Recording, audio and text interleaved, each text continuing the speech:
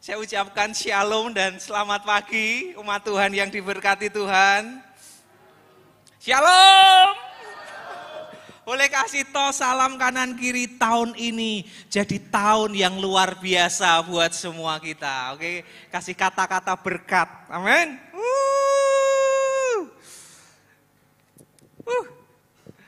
Senang sekali berada di komunitas yang luar biasa JKI Mawar Sharon Semarang. Ibu Bapak, pagi hari ini kita akan sama-sama belajar tentang visi.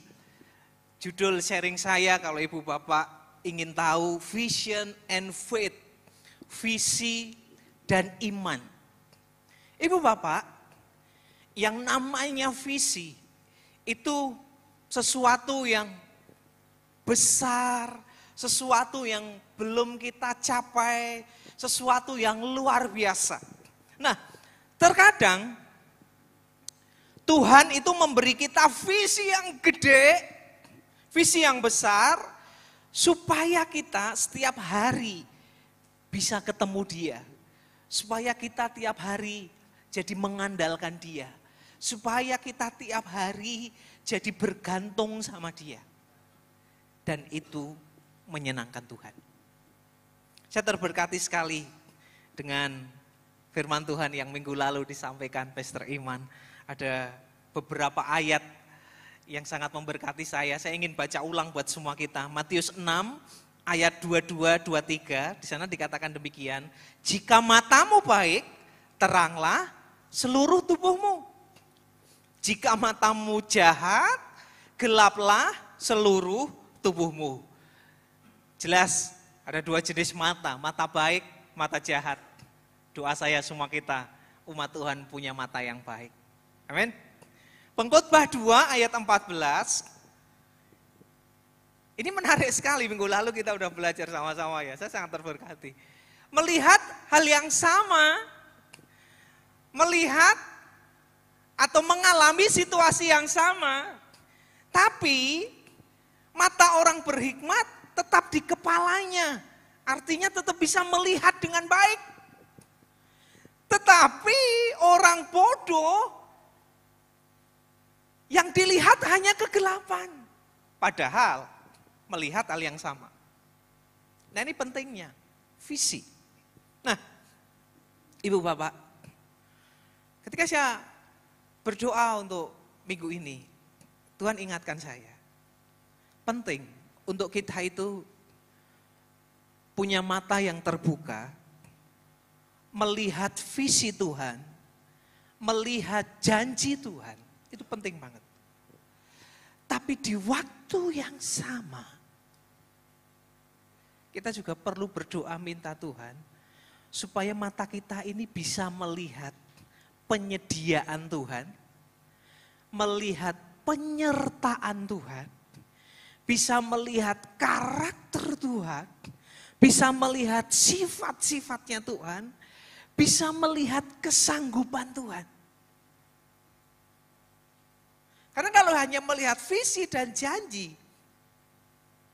dalam perjalanan kita ingin mencapai visi dan janji itu, kita gagal melihat yang namanya tadi, sifat Tuhan, kemampuan Tuhan, karakter Tuhan, penyediaan Tuhan.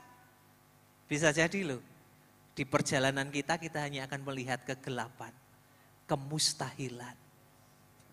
Makanya gak heran mengkonfirmasi pengkhotbah pasal 2 ayat 14 itu ya, yang satu bisa melihat dengan baik, yang satu hanya melihat kegelapan. Saya langsung teringat 12 pengintai. Melihat hal yang sama. Tapi yang dua bisa melihat dengan kepala mereka, dengan penglihatan yang baik.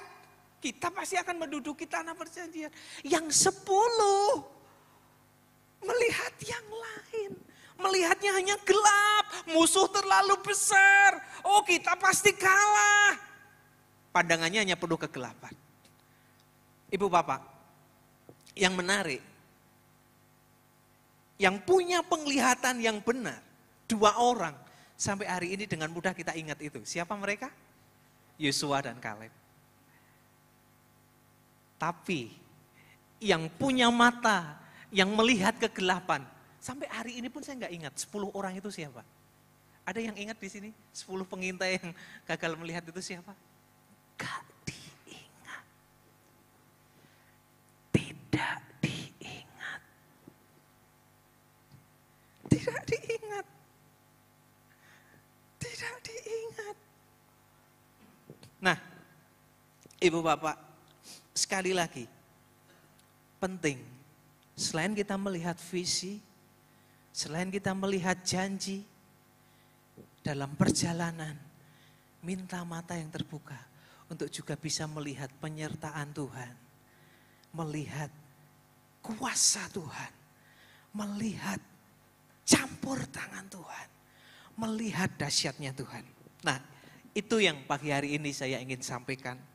Nah, apa yang terjadi kalau kita hanya melihat visi, tapi kita gagal untuk melihat penyediaan Tuhan, penyertaan Tuhan, kuasa Tuhan. Itu yang terjadi bagi 10 pengintai ini. Apa yang terjadi dalam mereka? Yang pertama, kalau kita gagal melihat bahwa Tuhan itu menyertai, Tuhan itu menyediakan. Tapi mereka ngerti janji Tuhan loh. Bahwa mereka akan masuk ke tanah perjanjian. Apa yang terjadi? Yang pertama, yang terjadi adalah orang ini punya habit membesar-besarkan kesulitan. Orang yang gagal melihat kuasa Tuhan, dia punya kebiasaan membesar-besarkan kesulitan. Bilangan 13 ayat 27-28. Kami sudah masuk ke negeri, kemana kau suruh kami. Dan memang negeri itu berlimpah-limpah susu dan madunya. Dan inilah hasilnya. Hanya bangsa yang diam di negeri itu kuat-kuat. Dan kotanya berkubu dan sangat besar. Juga keturunan Enak telah kami lihat di sana. Ayat 31, 32. Kita tidak dapat maju menyerang bangsa itu. Karena mereka lebih kuat daripada kita. Orang yang gagal ngerti bahwa Tuhan itu menyertai, bahwa Dia itu Immanuel, bahwa Dia juga penyedia yang luar biasa. Yang ada begitu ketemu masalah, masalahnya yang digede-gedein. Negeri yang telah kami lalui untuk diintai adalah suatu negeri yang memakan penduduknya. Apa benar? Dan semua yang kami lihat di sana adalah orang-orang yang tinggi-tinggi perawakannya. Orang jenis ini adalah orang yang membesar-besarkan masalah. Yang kedua, apa yang terjadi kalau kita gagal melihat bahwa Tuhan itu menyertai, bahwa Tuhan itu menyediakan, bahwa Tuhan itu memampukan. Yang kedua adalah mereka meremehkan kekuatannya sendiri. Itu yang terjadi. Ayat 33. Juga kami lihat di sana orang-orang raksasa, orang Enak yang berasal dari orang-orang raksasa. Dan kami lihat diri kami seperti belalang. Loh, siapa yang bilang kalau mereka itu belalang? Ya mereka sendiri. Aku tuh bisa apa? Aduh aku nih kecil gitu. Karena gak ngerti bahwa dia punya Tuhan yang besar. Orang yang ngerti kalau dia punya Tuhan yang besar, walaupun dia kecil, tapi dia percaya diri karena dia tahu dia disertai Tuhan. Tapi kalau orang yang gak ngerti, walaupun mungkin dia gede, tapi dia akan merasa kecil. Karena gak ada penyertaan Tuhan yang dia percayai. Ibu bapak, makanya identitas kita tuh perlu betul. Ada orang yang sering gagal, akhirnya dia sebut dirinya, aku orang gagal. Artinya apa? Kegagalan sudah dia jadikan sebagai identitas. Ada orang yang punya kebiasaan buruk, akhirnya dia ngomong, saya bukan orang yang baik, saya orang buruk. Artinya itu apa?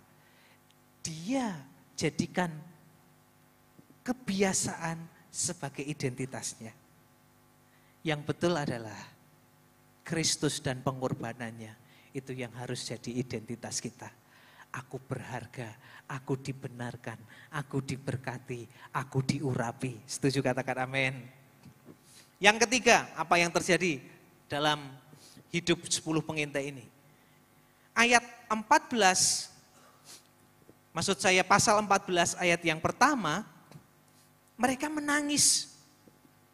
Yang ketiga, mereka kehilangan semangat, mereka putus asa. Lalu segenap umat itu mengeluarkan suara nyaring dan bangsa itu menangis pada malam itu. Saya jadi teringat Amsal 24 ayat yang ke-10. Di sana dikatakan demikian, jika engkau tawar hati pada masa kesesakan, kecillah kekuatanmu. Jika engkau tawar hati pada masa kesesakan, kecillah kekuatanmu. Mereka sedang ada dalam kesesakan, justru mereka menangis. Yang gak heran mereka makin kecil, mereka jadi kehilangan semangat, mereka jadi putus asa. Ini orang-orang yang gagal melihat penyertaan Tuhan, penyediaan Tuhan, kuasa Tuhan. Yang keempat, apa yang terjadi? Pasal 14 ayat yang kedua, mereka mulai mengeluh tentang kehidupan. Bersungut-sungutlah semua orang Israel kepada Musa dan Harun, dan segenap umat itu berkata kepada mereka, sekiranya kami mati di Mesir atau di padang gurun ini. Mereka bersungut-sungut. Sungut-sungut, kata aslinya itu punya arti kudeta. Jadi kalau bersungut-sungut, itu artinya Tuhan, engkau gak cocok jadi Tuhan. Aku aja yang jadi Tuhan. Kenapa dosa sungut-sungut itu begitu parah? Karena artinya adalah kudeta. Mereka mulai bersungut-sungut, mulai mengeluh. Yang kelima, saya cepat aja. Ayat yang ketiga, mengapa Tuhan membawa kami ke negeri ini? Supaya kami tewas oleh pedang dan istri serta anak-anak kami menjadi tawanan. Bukankah lebih baik kami pulang ke Mesir? Yang kelima, mulai menyerah dan menyalahkan Tuhan. Mereka enggak bisa lihat masa depan. Orang yang gagal melihat masa depan seringkali akan melihat ke masa lalu. Yuk pulang aja ke Mesir yuk.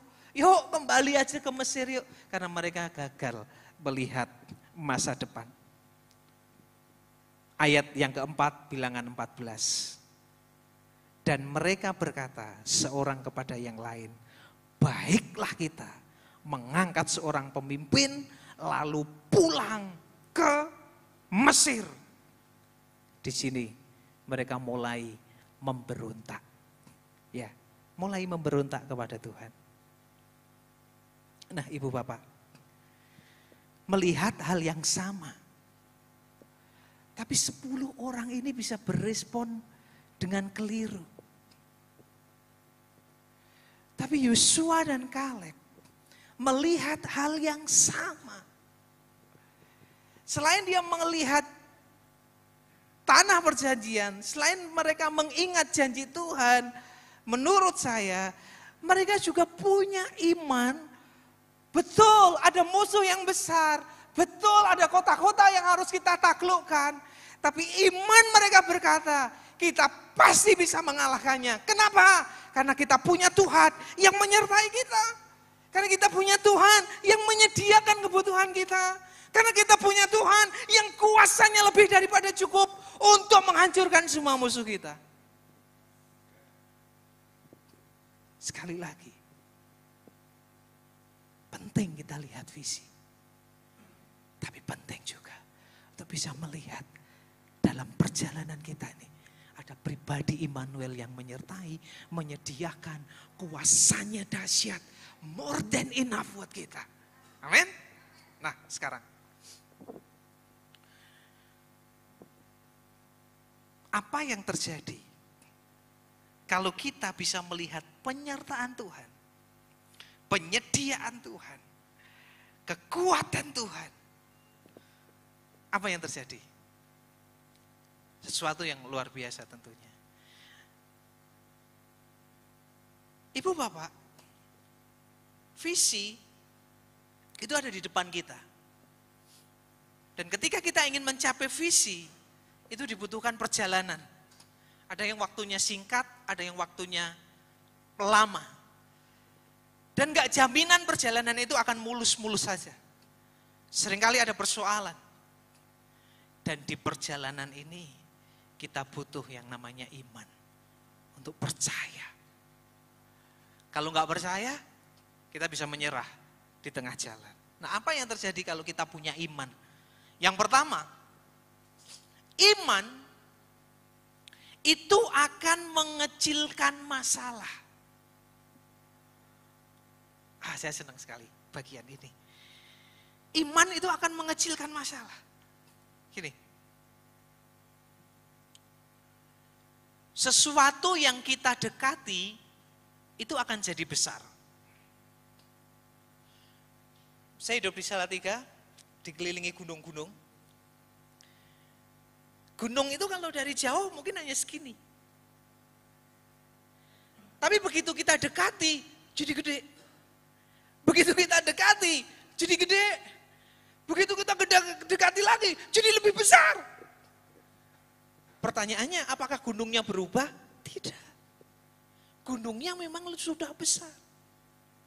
Tapi posisi kita itu yang akan menentukan kita melihat gunung itu kecil atau besar.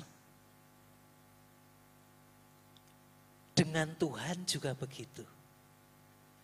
Kalau Tuhan kita dekati, kita akan melihat kebesaran Tuhan. Kalau Tuhan makin kita dekati, kita akan melihat kemampuan Dia, kebesaran Dia yang lebih lagi. Kalau Tuhan kita dekati lagi, kita akan melihat kuasanya yang makin besar lagi. Bukan Tuhannya membesar, bukan. Tuhan sudah besar. Tapi kitanya yang jadi punya pengertian, pemahaman, pengalaman bahwa Tuhan itu besar. Begitu kita punya pengalaman, Tuhan itu besar, Tuhan itu mampu, Tuhan itu sanggup, Tuhan itu luar biasa. Ketika kita ketemu masalah, masalah itu jadi kecil. Tapi kalau kita nggak pernah punya pengalaman, Tuhan yang besar, ketemu masalah kecil, kita mungkin sudah kalang kabut. Apalagi ketemu masalah besar, kita sudah depresi. Nah, pengalaman, ngalami kebesaran Tuhan, pengalaman, ngalami kuasa Tuhan, itu akan membangun iman kita. Makanya yang pertama, iman itu akan mengecilkan masalah. Karena iman itu apa sih? Iman itu artinya menempatkan Tuhan pada posisi yang seharusnya. Iman itu artinya apa? Mempercayai Tuhan sebagaimana apa adanya Dia. Dia Tuhan yang keren, Dia Tuhan yang dahsyat, Dia Tuhan yang maha kuasa, Dia Tuhan yang wow banget. Itu iman. Nah, orang-orang yang ngerti ini, ketika ketemu masalah dia akan lain. Ketemu masalah dia akan berkata, akulah pemenangnya, aku yang akan menyelesaikan masalah ini. Setuju, katakan amin. Saya jadi teringat perkataan Kaleb dan Yosua di Bilangan 13 ayat 30. Kaleb dan Yosua bisa berkata seperti ini. Ketika 10 pengintai ngomong kita kalah, kita yang akan nggak mungkin bisa masuk. Yosua dan Kaleb langsung berkata seperti ini, tidak. Beda. Dia berkata, no, tidak. Tidak. Kita akan maju dan menduduki negeri itu. Kalimat berikutnya saya senang sekali. Sebab kita pasti akan mengalahkannya. Ada kata pasti di situ. Iman itu membuat kita punya kepastian. Loh, tapi kok mujizatnya belum kunjung datang? Enggak apa-apa. Pasti di waktu yang tepat itu akan terjadi. Loh, tapi pertolongan Tuhannya kok enggak kunjung tiba? Enggak apa-apa. Pasti Tuhan tolong. Itu iman. Yang kedua, apa yang terjadi kalau kita punya iman? Yang kedua adalah iman itu membuka pintu mukjizat. Iman membuka pintu mukjizat. Dalam perjalanan, Yosua dan Kaleb menaklukkan tanah Kanaan. Saya jadi teringat, kala itu mereka berperang menghadapi musuh-musuh mereka. Peperangannya sangat sengit, tapi karena mereka punya iman, aku tahu Tuhan menyertai kami. Aku tahu kemenangan di pihak kami. Yosua bisa berkata gini loh, Yosua 10 ayat 12, matahari berhentilah di atas Gibeon dan bulan di atas lembah Ayalon. Dan Alkitab mencatat betul matahari bisa berhenti. Wow, iman membuka pintu mukjizat. Doa saya tahun ini jadi tahun penuh penyertaan Tuhan dan tahun mukjizat buat kita. Amin. Amin. Amin. Ya. Yang ketiga, apa yang terjadi kalau kita punya iman? Iman itu akan membuat Tuhan bertindak. Ini penting sekali. Iman itu akan membuat Tuhan bertindak. Bukan berarti Tuhan kayak mesin jackpot yang bisa kita perintah semau-maunya gitu ya. Bukan. Bukan berarti Tuhan hamba yang bisa disuruh-suruh gitu. Bukan. Cara kerjanya enggak gitu. Tapi gini, iman itu membuat Tuhan bertindak. Tuhan itu menurut saya, Tuhan itu bisa tergerak. Tuhan itu bisa enggak tahan untuk diem. Bisa melakukan sesuatu. Kalau ada apa? Kalau ada yang namanya tindakan iman. Makanya iman itu kayak nyipta atmosfer. Yang dengan atmosfer itu Tuhan gak tahan untuk diem aja. Aku harus bertindak. Saya jadi teringat apa yang dilakukan atau yang dialami oleh Yosua. Ketika mereka mau menyeberang Sungai Yordan, tentu kasih perintah sama mereka, seberangi, nanti sungai itu akan terbelah. Dan yang menarik, saya tulis ayatnya nih, Yosua 3 ayat 15. Yang menarik, ini beda dengan peristiwa ketika Musa menyeberang Laut Merah. Kalau Musa menyeberang Laut Merah, begitu dipukul lautnya, laut itu kering. Bangsa itu langsung nyeberang. Tapi ketika Yosua dan orang Israel mau menyeberang Sungai Yordan, sungai itu enggak terbelah dulu. Sungai itu enggak kering dulu baru mereka nyeberang, enggak. Tapi yang terjadi, mereka percaya bahwa Tuhan dengan semua kemampuannya bisa membuat sungai ini terbelah. Makanya Yosua ngomong, imam nyebrang dulu. Dan di ayat 15, para imam pengangkat tabut itu mencelupkan kakinya ke dalam air di tepi sungai itu. Kemudian kalimat berikutnya, sungai itu tersebat. Jadi mereka masuk sungai dulu, basah kakinya dulu. Langkah iman, baru sungai itu terbelah. Mereka enggak nunggu Tuhan membelah dulu. Ibu bapak, saya membayangkan untuk imam-imam ini melangkahkan kaki ke sungai itu dibutuhkan langkah iman. Iya kalau terbelah, kalau enggak. Iya kalau jadi kering, kalau enggak. Disitulah kepercayaan. Begitu Tuhan melihat iman mereka, ketaatan mereka, Tuhan enggak tahan untuk enggak bertindak. Karena mukjizat itu butuh atmosfer tertentu. Saya jadi teringat air jadi anggur. Menurut saya, iman yang luar biasa adalah iman dari pelayan itu. Tuhan ngomong, cedok air itu, cedok. Jelas pelayan itu tahu kalau itu air. Kemudian Tuhan ngomong, sekarang kasih ke pemimpin pesta dan ngomong ini anggur. Kalau kita jadi pelayan itu, mungkin kita akan berpikir, Tuhan, are you sure? Tuhan yakin? Tapi dia melangkah dengan iman. Dan ketika ketemu pemimpin pesta, dia berani ngomong, ini anggur. Menurut saya mujizat terjadi di jalan ini. Ketika kita berani melangkah, kadang mujizat terjadi di tengah jalan. Yang penting beraninya itu. Nah, itu yang disebut iman. Makanya iman itu membuat Tuhan bertindak. Tak heran, makanya Yosua dan Kaleb, mereka berhasil mengalami janji Tuhan, masuk tanah perjanjian. Yang keempat, iman akan membuat janji Tuhan menjadi kenyataan.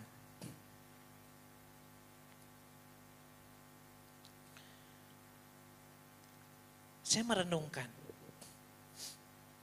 tanah perjanjian. Semua kita menginginkan tanah perjanjian. Tapi yang menarik dari tanah perjanjian itu adalah Alkitab ngomong memang betul tanah yang penuh susu dan madu. Tapi Alkitab juga menjelaskan tanah itu bergantung dari hujan yang datangnya dari Tuhan. Nah, singkat aja. Saya jelaskan di sini. Di Mesir mereka bertani, cara pengairannya adalah dengan mereka membendung sungai Nil. Jadi sudah pastilah dapat air. Tapi begitu masuk tanah perjanjian, nggak ada lagi sungai Nil. Yang ada adalah hujan yang dari langit. Tanah perjanjian itu berbicara tentang anugerah. Betul kita memang harus berusaha, tapi anugerah yang dari Tuhan itu yang banyak beracara. Itu tanah perjanjian. Kemudian, apa yang terjadi kalau kita punya iman? Yang kelima, iman akan mengubah impian menjadi kenyataan.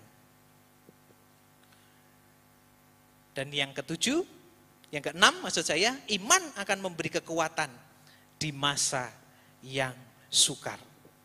Perjalanan mencapai visi memang selalu gak mulus. Tapi iman itu memberi kekuatan di masa yang sukar. Siapa yang rindu mengalami penyertaan Tuhan di tahun ini? Amin? Amin? Boleh angkat tangan kita? Boleh kita kasih tepuk tangan buat Tuhan kita? Nah, saya tutup dengan 3 hal ini Ibu Bapak.